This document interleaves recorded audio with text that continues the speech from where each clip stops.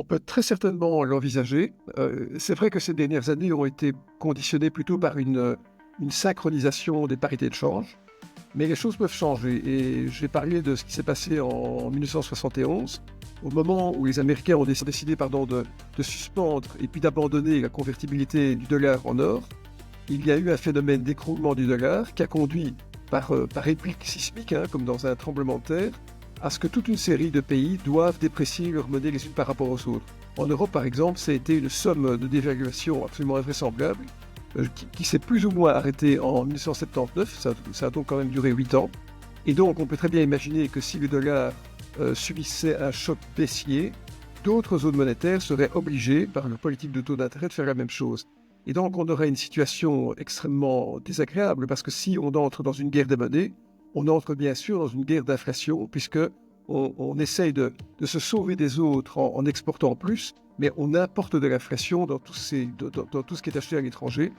Donc c'est un scénario connu, je le répète, il a été observé dans les années 70, et ça a conduit au terme de la décennie à une inflation qui était proche de 10%, avant que finalement Paul Volcker aux États-Unis décide de casser l'inflation.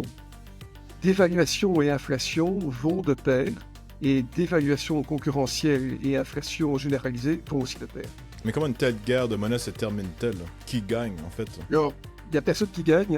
Il y a un adage en anglais qui dit « beggar my neighbor ». Je veux faire de mon voisin un mendiant, c'est-à-dire j'essaie d'appauvrir mon voisin en dévaluant plus vite que lui. Il faut simplement espérer qu'à un certain moment, il y ait un point d'équilibre qui soit atteint et que les forces de marché stabilisent les cours de change. Et le problème, c'est qu'aujourd'hui, ce ne sont pas les forces de marché qui gèrent l'économie, puisqu'on voit que le facteur politique intervient de manière extrêmement lourde aux États-Unis, par ces droits de douane notamment, et donc le facteur politique est un facteur qui peut ne pas rapidement se stabiliser.